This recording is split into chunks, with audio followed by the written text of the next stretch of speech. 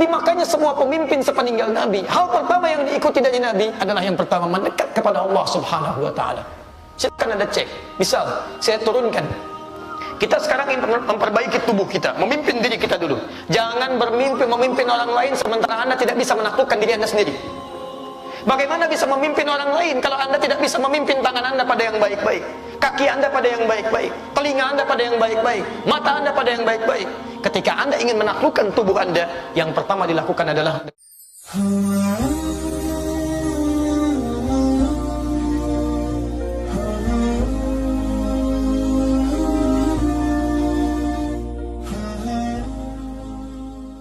keteladanan pada kehidupan Nabi, termasuk kepemimpinan Nabi. Jangankan yang tinggi-tingginya, yang kecil-kecilnya punya diteladanan dalam kehidupan kita. Jangankan masalah kebangsaannya, pribadinya jadi teladan. Bagaimana cara Nabi jalan, bagaimana cara Nabi natap, bagaimana cara Nabi berpaling ketika dipanggil, ya Muhammad, panggil, senyum, salami, tanyakan apa yang dibutuhkan dari Anda.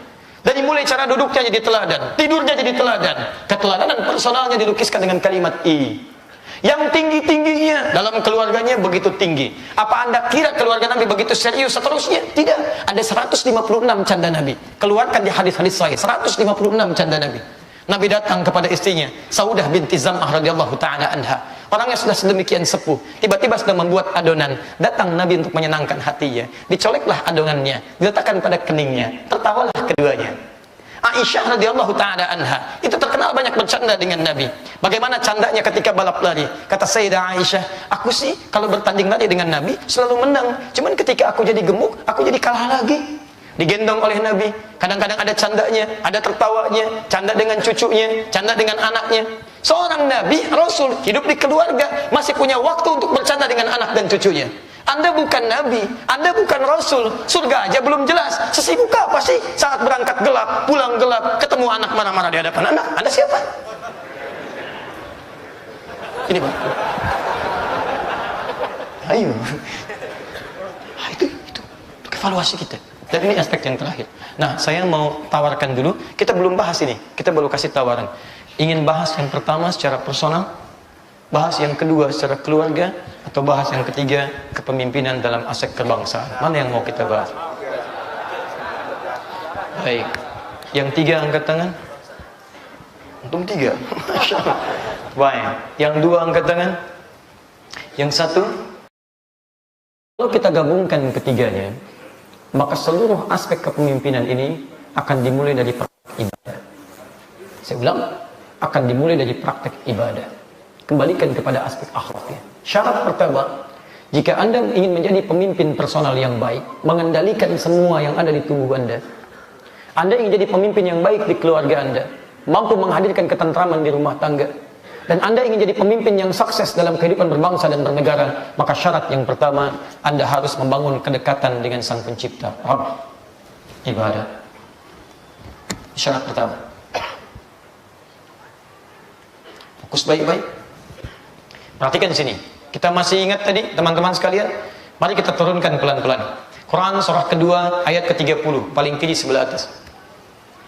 Wa idh qala rabbuka lil malaikati inni ja'ilun fil ardi khalifah. Dan ingatlah ketika Rabbmu berfirman kepada malaikat menyampaikan, saya akan jadikan di muka bumi seorang khalifah. Apa artinya khalifah? Khalifah itu kata para ulama itu bisa mengandung dua arti. Arti yang pertama adalah mengembalikan semua fungsi kehidupan sesuai dengan ketentuan Allah Subhanahu wa taala. Saya ulang, mengembalikan semua fungsi kehidupan sesuai dengan tuntunan Allah Subhanahu wa taala. Dalam hidup kita ada tubuh. Bagaimana tubuh ini sesuai kehendak Allah? Dalam hidup Anda dapat harta. Bagaimana harta ini digunakan seperti yang Allah kehendaki? Dalam hidup misalnya Anda punya hal-hal tentang kedudukan, pengetahuan. Bagaimana pengetahuan Anda digunakan sesuai keinginan Allah? Bagaimana kedudukan Anda dipakai sesuai keinginan Allah Subhanahu wa taala? Itu yang pertama yang disebut dengan fungsi khalifah. Satu. Yang kedua, khalifah yang kedua bisa diartikan kepemimpinan dalam kehidupan dalam arti sistem pemerintahan. Seperti Allah ketika menetapkan Daud sebagai khalifah, maka menggunakan kata khalifah. Yang di sini adalah tiga faktor yang tadi kita sebutkan. Nah, karena disebut khalifah itu terkait dengan ketentuan Allah Subhanahu wa taala, bagaimana Anda bisa menjadi khalifah yang baik, pemimpin yang baik, menggunakan tubuh sesuai kehendak Allah kalau Anda sendiri tidak dekat dengan Allah Subhanahu wa taala? Karena itu hal pertama yang harus dibangun ketika Anda ingin mendapatkan akhlak pemimpin seperti di zaman Nabi, silahkan cek. Yang pertama dilakukan oleh Nabi adalah mendekatkan diri kepada Allah Subhanahu wa taala. Jadi baik Anda ingin jadi pemimpin secara personal, mengatur tubuh Anda dengan baik, ingin jadi pemimpin di keluarga yang baik, atau Anda menjadi kandidat kepemimpinan nasional atau bahkan internasional, hal pertama yang dituntut oleh Al-Quran, kalau ingin seperti di zaman Nabi, kepemimpinan Rasulullah, hal pertama yang dilakukan adalah dekati Allah Subhanahu wa ta'ala lewat peningkatan ibadah. Saya tanya kepada Anda, hal pertama yang dikerjakan oleh Nabi sebelum diangkat kemudian jadi Rasul dan pemimpin umat, Nabi diangkat jadi Rasul di mana? Di Mekah. Tepatnya di mana? Di Gua Hira, 5-6 km dari tempat tinggal beliau. Naik ke atas itu sekitar 700 meter tingginya. Fokus baik-baik teman-teman. Pertanyaan saya, sedang apa Nabi di Gua Hira ketika Allah mengangkatnya sebagai pemimpin umat dunia? Sedang ibadah, zikir, mendekat kepada Allah, mendekat kepada Allah, mendekat kepada Allah. Jadi kalau Anda ingin meneladani kepemimpinan Nabi yang sukses sampai bisa dengan izin Allah mensinggah dunia pada umumnya, maka hal pertama, pemilik dunia itu Allah. Pemilik kemuliaan itu Allah. Pemilik kemudahan itu Allah. Pemilik rezeki itu Allah. Pemilik segala solusi itu Allah. Anda saat akan jadi pemimpin, Anda akan banyak mendapati masalah. Butuh solusi. Anda butuh kesehatan yang prima. Anda butuh rezeki yang bagus. Anda butuh kekuatan. Sedangkan yang punya semua itu adalah Allah. Kalau Anda jauh dari Allah, bagaimana Allah bisa berikan kepada Anda? Itu poinnya. Makanya semua pemimpin sepeninggal Nabi, hal pertama yang diikuti dari Nabi adalah yang pertama mendekat kepada Allah Subhanahu wa ta'ala. Silakan Anda cek. Misal, saya turunkan. Kita sekarang ingin memperbaiki tubuh kita, memimpin diri kita dulu. Jangan bermimpi memimpin orang lain sementara Anda tidak bisa menaklukkan diri Anda sendiri. Bagaimana bisa memimpin orang lain kalau Anda tidak bisa memimpin tangan Anda pada yang baik-baik, kaki Anda pada yang baik-baik, telinga Anda pada yang baik-baik, mata Anda pada yang baik-baik. Ketika Anda ingin menaklukkan tubuh Anda, yang pertama dilakukan adalah dekati Allah Subhanahu wa ta'ala lewat ibadah. Makanya saat ibadah, Anda angkat tangan Anda, pasrahkan kepada Allah. Allahu Akbar. Hadis Abu Daud, nomor hadis 857. Fayaqulu, maka dia yaqul, bukan cuma mengucapkan, berkomitmen. Allahu Akbar. Buang urusan dunia ke belakang, pasrahkan kepada Allah. Katakan, hanya Allah yang Maha Agung. Tidak boleh saya merasa agung dalam kehidupan. Jangan sombong dalam kehidupan. Jangan merasa angkuh dengan teman-teman. Jangan merasa yang paling hebat dengan tetangga. Jangan merasa yang paling tinggi dengan orang lain. Pertanyaan saya, Anda tiap hari mengucapkan Allahu Akbar, berapa kali Anda bisa menaklukkan tabiat kesombongan Anda, keangkuhan Anda, kehebatan Anda? Berapa banyak Anda ikut taklim dan Anda menyimpulkan lebih hebat daripada yang lain? Berapa lama Anda belajar sampai menyimpulkan Anda yang lebih mahir daripada orang lain? Berapa lama punya pengalaman kerja sampai merendahkan orang lain? Berapa lama? Teman-teman, itu baru Allahu Akbar. Silakan cek. Anda kenal Abu Bakar? Ayo kenal di mana? Abu Bakar As-Siddiq baru takbir Allahu Akbar, terus sudah bergetar tangannya, bergetar. Ketika ditanya kenapa, kata Abu Bakar, saya takut ketika saya mengucapkan Allahu Akbar membawa secuil keangkuhan dari diri saya. Saya takut ketika sholat disebut yang paling khusyuk sholatnya. Saya takut ketika sedekah disebut yang paling dermawan. Saya takut ketika berperilaku disebut yang paling hebat. Jadi begitu bertakbir, dia takut di hadapan Allah, bergetar tangannya. Karena berharap dibebaskan oleh Allah dari sifat-sifat kesombongan dalam kehidupan. Takbir bisa gemetar.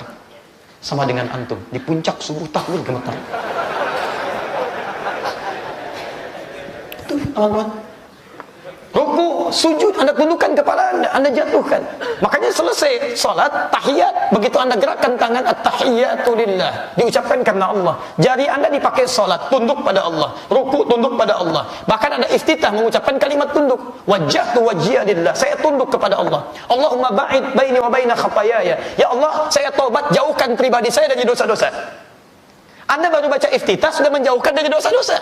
Makanya selesai salat, tangan nggak boleh dosa lagi. Telinga nggak boleh dosa, pandangan nggak boleh dosa. Coba silakan cek. Ba'da sholat Anda cek handphone Anda. Berapa kali Anda melihat tayangan yang tidak bagus di handphone Anda? Gambar-gambar yang tidak baik, kalimat-kalimat yang tidak baik.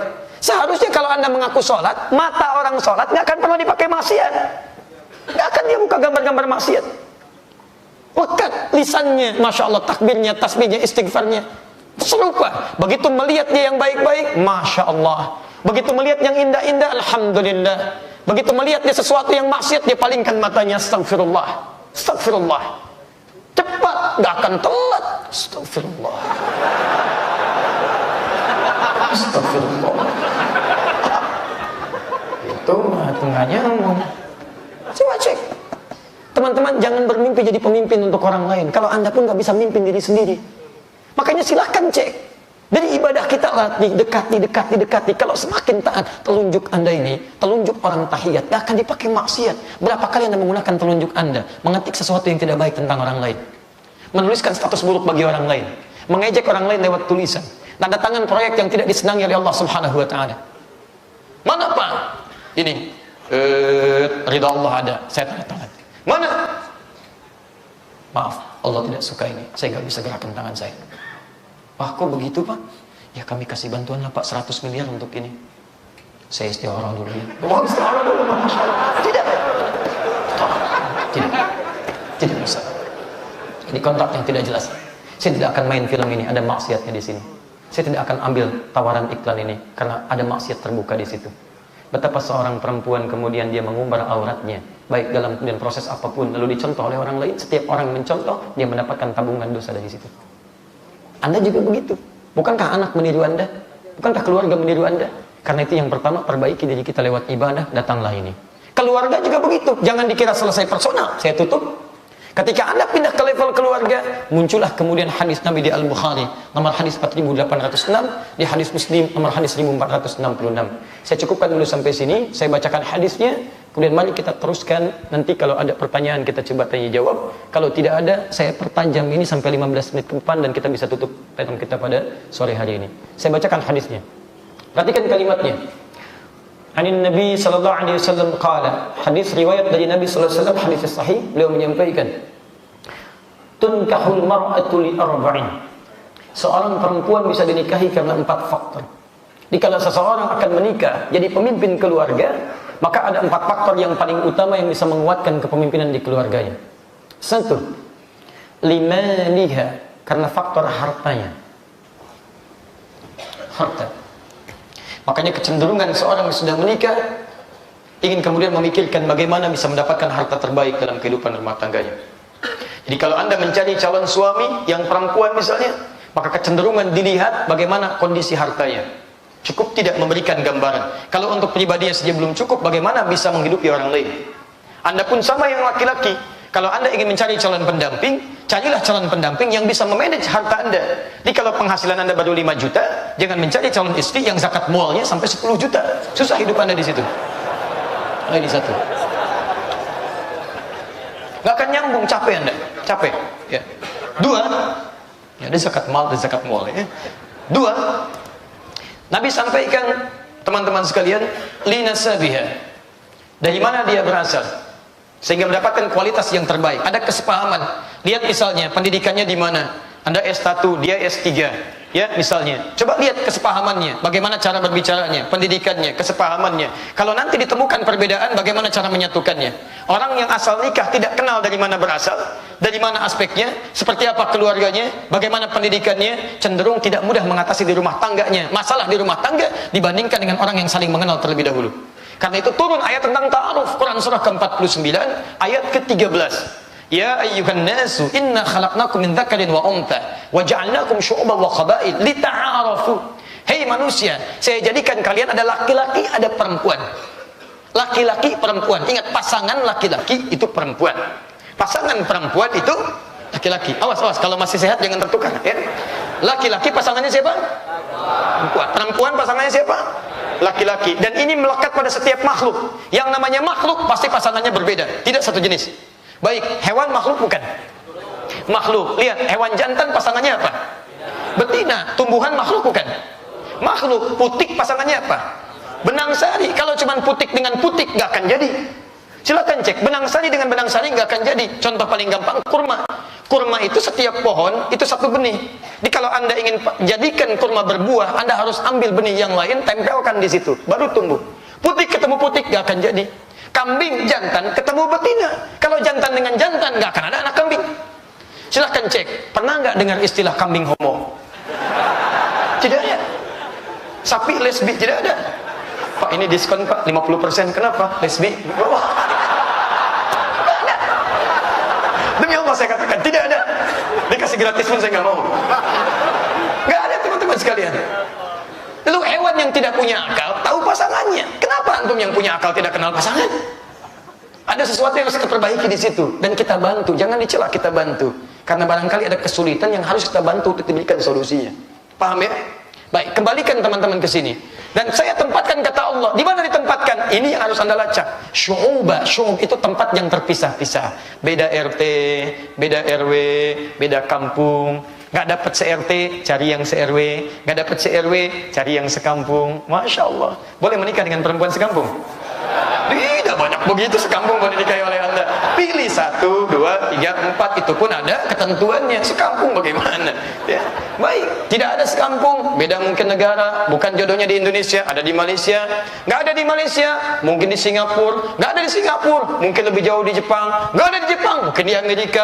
Nggak ada di Amerika, jodoh Anda di Afrika. Mungkin demikian. Nggak ada di Afrika. Barangkali Allah sudah menyiapkan bidadari tercantik di surga untuk Anda. Baik. Tapi sebelum itu, nikah dulu lah, gitu ya.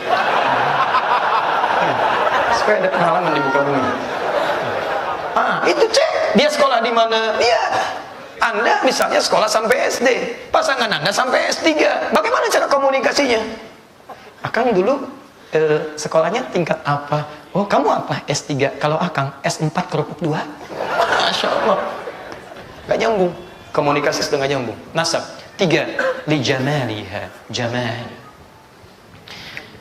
Boleh saya hapus? Anda tahu mana yang mau dihapus? Ini saja. Baik, cukup sampai situ. Cukup. Jazakallah khair. Jamalun. Gini nulisnya. Jim, mim, alif, lam. Jamal. Jamal. Ini bukan cantik. Aura kebaikan. Atau sifat-sifat indah. Jadi kalau dimiliki oleh laki-laki jadi ganteng. Jamil. Kalau gantengnya namanya Jamil. Kalau Jamal sifat kemuliaannya. Ya. Kemudian dimiliki laki-laki Jamil, jadi ganteng. Ganteng. Kalau perempuan pakai tak, tinggal pakai tak ujungnya. Laki-laki muslim, perempuan muslimah. Laki-laki mukmin, perempuan mukminah. Laki-laki soim, perempuan kan? Ya. Ini Jamil. Perempuan apa? Jamilah, ya. Bisa. Kalau ganteng Jamil. Saiful ganteng, Saiful Jamil. Ya. Mulan cantik, Mulan Jamilah. Ini contoh. Kenapa? Contoh teman-teman. Ini dari kata Jamal. Ingat alifnya harus ada. Kalau nama Anda Jamal, tulisannya mesti begini. Sebab ada Jamal yang kedua tanpa alif. Tulisannya Jamalun, Jim, Mim, Lam. Jamalun, unta. Unta. Anda umrah, nama Anda Jamal, ditulis di paspor begini, Jamalun, Masya Allah. Datang ke imigrasi Saudi,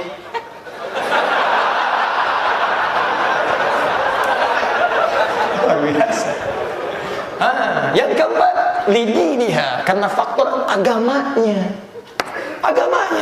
Jadi kalau dipertemukan teman-teman sekalian, pertama harta, maliha, kedua nasab, keturunan. Dari mana latar belakang? Ketiga, ini ganteng atau cantiknya, parasnya. Yang keempat, diniha, agamanya. Dinun, agamanya. Lidiniha, kemuliaannya, kedekatannya dengan Allah. Dari empat ini, mana yang diutamakan? Kata Nabi, fadfar bidhatid dini taribat yadak. Catat kalimat ini. Kalau Adi Hidayat yang menyampaikan, Anda boleh tinggalkan. Tapi kalau Nabi yang sampaikan, kapan Nabi pernah berdusta di hadapan manusia? Lihat baik-baik, kata Nabi, kalau Anda diberikan pilihan 3 hal, harta, paras, latar belakang yang hebat, dan din agama, maka utamakan yang dinnya, kedekatannya dengan Allah Subhanahu wa Ta'ala. Fadfar bidhatid dini, cari calon suami, cari calon istri, jadikan suami dekat dengan Allah. Taribat yadah, maka engkau akan beruntung dalam kehidupan rumah tanggamu. Anda yang sudah menikah, dekatkan diri dengan Allah. Ajak istri mendekat kepada Allah. Ajak suami mendekat kepada Allah. Bukankah Nabi sering mengajak istrinya saat bangun malam? Silakan cek Nabi, Rasul, dekat dengan Allah. Ada jaminan surga. Bangun malam, ajak istrinya. Bangun malam, ajak menantunya. Ali dibangunkan. Ajak anaknya, ajak cucunya. Anda Nabi bukan, Rasul bukan. Surga belum jelas jaminannya. Kenapa bangun malam Anda soleh sendirian? Bukankah Anda pernah dengar satu hadis dari Nabi? Allah merahmati seorang suami yang menciprakan air di wajah istrinya supaya bangun tahajud. Allah merahmati seorang istri yang menciptakan air di wajah suaminya supaya bangun tahajud. Tapi tolong baca hadisnya dengan baik ya. Maksud hadis ini, kalau suami istri itu sudah berencana untuk bangun tahajud. Jadi kalau istri tidak punya janji, jangan coba-coba. Jangan coba-coba. Suami pulang kantor, habis syuting jam 12 malam, istri pengajian, baca hadis tadi. Allah merahmati seorang istri menciptakan air di wajah suami. Segayung. Cari masalah. Makanya kalau rumah tangga Anda punya kedudukan tinggi, hebat, harta Anda melimpah, tapi masalah Anda nggak tuntas-tuntas, coba dicek. Mungkin bukan kurang tinggi kedudukan, bukan kurang kaya Anda kurang dekat dengan Allah. Ini poinnya. Ini poinnya.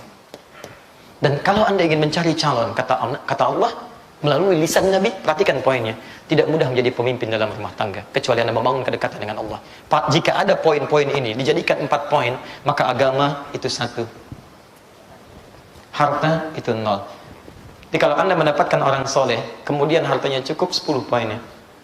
Setelah itu latar belakangnya bagus, tambah 0-nya, 100 poin. Setelah itu Masya Allah, punya paras yang juga menawan, 1000 poinnya. Tapi kalau 03 ini tidak memiliki satu tautan yang melekat kepada garis vertikal menuju Allah, maka berapa poinnya? Hanya 0 besar. Pilih mana? Pilih mana? Soleh tapi paras biasa-biasa, atau ganteng tapi tidak soleh? Ganti, karena ini ikhwan semua yang di depan saya. Ganti. Hai, lihat sini teman-teman sekalian. Soleha tapi buruk rupa, atau cantik tapi amit-amit? Soleha tapi wajah biasa-biasa, atau cantik tapi jauh dari Allah? Pilih. Tidak ada pilihan ketiga, nggak usah maksa. Ayo cek. Nggak ada. Karena ini bahasa Quran. Kalau bahasa saya, Anda boleh pilih. Bahasa Quran jangan maksa. Bahasa Quran di Quran surah kedua ayat 221 paling kanan, agak sedikit ke atas. Ya, wala tunkihul musyrikati hatta yu'minna wala amatun mu'minatun khairun min musyrikati walau a'jabatkum. Jangan nikahi perempuan musyrik yang tidak soleh, jauh dari Allah. Jangan nikahi walaupun wajahnya memikat hati. Tapi nikahilah seorang perempuan walaupun wajahnya biasa-biasa, tapi dia sangat dekat dengan Allah Subhanahu wa taala. Jadi pilih mana? Yang biasa-biasa, dekat dengan Allah, atau yang cantik rupawan tapi jauh dari Allah? Pilih. Alhamdulillah. Biasa-biasa. Alhamdulillah. Sudah menikah? Alhamdulillah. Mudah-mudahan Allah dekatkan ya. Sesuai pilihan Anda. Yang biasa-biasa tapi dekat dengan Allah. Sesuai pilihan Anda. Alhamdulillah. Baik, teman-teman. Karena itu, ayo kita perbaiki hidup kita, keluarga. Pilih. Sekarang lagi tren tuh. Kalau kedatangan, cek hafalan Quran sudah berapa juz. Masya Allah. Ada seorang kiai kedatangan 3 orang pemuda ingin melamar putrinya. Putrinya cantik, 1000 poinnya, dekat dengan Allah, latar belakangnya bagus. Datang 3 orang mencoba untuk melamarnya. Apa yang dicek? Karena seorang kiai tahu indikatornya, agamanya. Yang ditanya Quran. Ananda, pertama siapa namanya, nak? Saya Anas, Pak. Baca surat An-Nas. Luar biasa. Bagus. Ananda siapa? Saya Torik, Pak. Masya. Surah At-Torik. Masya. Begitu selesai, bagus. Yang ketiga, pucat dia wajah. Belum ditanya sudah bingung. Kalau Ananda siapa? Saya Imran, Pak.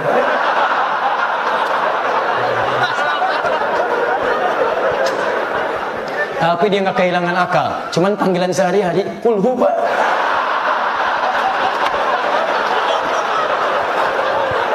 Sudahlah. Bismillah. Nama siapa? Masya Allah. Panggilan sehari-hari Anas. Teman-teman, fokus. Nah, ini saya berhenti dulu di sini. Ini baru syarat yang pertama, belum yang lain. Jadi ini syarat yang pertama. Seseorang yang ingin jadi pemimpin, memiliki akhlak seperti di zaman Nabi. Perhatikan akhlak Nabi. Sangat perhatian, sangat sayang, mengorbankan jiwanya, raganya, bahkan fisiknya, rela menderita, dilempari orang hanya untuk mengikrarkan nilai-nilai kepemimpinan dalam kebaikannya. Kalau Anda ingin dapati semua itu, maka dekatilah Allah Subhanahu wa taala lewat ibadah. Pulanglah ke rumah, perbaiki keluarga Anda, istighfar pada Allah, bangun malam, perbaiki diri Anda. Mungkin dari situlah ada kemuliaan diturunkan pada keluarga Anda. Setelah itu, kalau memang Anda berminat untuk naik kepada yang selanjutnya, level kepemimpinan dalam berbangsa dan bernegara, maka turunkan lagi variabelnya. Selain bangun malam, mendekat kepada Allah. Saya tutup dulu satu ya, pada bagian yang ketiga.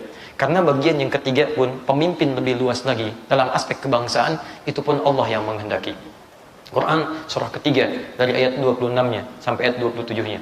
Qulillahumma malikal mulki, tu'til mulka man tasha, wa tanzi'ul mulka mimman tasha, wa ta'izzu man tasha, wa tudhillu man tasha, biyadikal khair. Perhatikan baik-baik. Sifat kepemimpinan yang dipilih oleh Allah. Di kepemimpinan berbangsa bernegara itu pilihan Allah. Tapi sifatnya ada dua. Bisa baik, bisa buruk. Kalau kemudian yang hadir adalah orang baik, itu berkah untuk diteruskan kebaikannya. Tapi kalau yang terpilih orang buruk, itu artinya keburukannya supaya diketahui oleh orang luas, supaya belajar dari situ bagaimana cara mengobatinya. Dia akan tampak, mungkin kalau ada satu tempat, kemudian mendapatkan pemimpin yang baik, itu pertanda ada kebaikan di tempat itu yang ingin dimuliakan oleh Allah Subhanahu wa Ta'ala. Maka teruskan kebaikannya. Tapi kalau Anda mendapati misalnya kepemimpinan yang terasa kurang baik, ada keburukan di dalamnya, ada hal yang tidak didapatkan semestinya, itu tandanya Allah ingin membuka ada persoalan di tempat itu sehingga dibuka lebih jauh lagi, supaya ke depan bisa diperbaiki dengan hal yang lebih baik lagi. Paham bagaimana cara menyikapinya? Karena itu, kalau Anda ingin jadi pemimpin yang baik, mengatur banyak orang, mengatur diri sendiri saja, mesti dekat dengan Allah. Mengatur keluarga saja, mesti dekat dengan Allah. Apalagi mau mengatur banyak orang. Kalau Anda jauh dari Allah, demi Allah saya katakan, tidak mudah mengatasi persoalan yang lebih besar lagi. Maka ini poin yang ketiganya terkait dengan kepemimpinan dalam berbangsa bernegara. Maka kita merindukan pemimpin-pemimpin yang bisa bangun malam, pemimpin yang bisa hafal Quran, yang pemimpin yang santun dengan kebaikan, pemimpin yang menepati nilai kemuliaan. Maka Anda mustahil bisa mendapatinya kecuali dari figur orang yang sangat dekat dengan Allah Subhanahu wa Ta'ala. Paham sampai sini?